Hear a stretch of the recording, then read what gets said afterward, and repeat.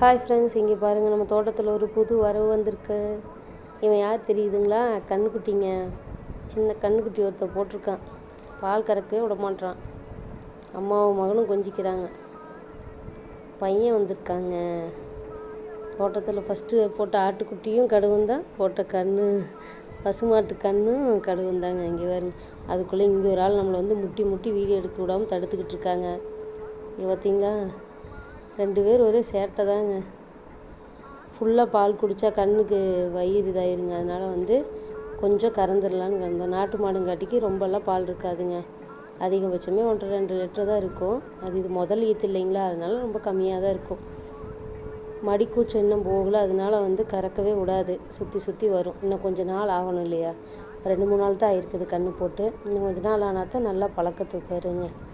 அதுக்குள்ளே இவங்க 2 பேரும் அந்த பாருங்க கயிறை சுற்றிக்கிட்டு விளையாடிட்டு, பால் கறந்தோடனே கண்ணை அவுத்து விட்ருவோம். அது கட்டுத்தரையில் தான் சுற்றிட்டுருக்கோம் ஃப்ரெண்ட்ஸ்.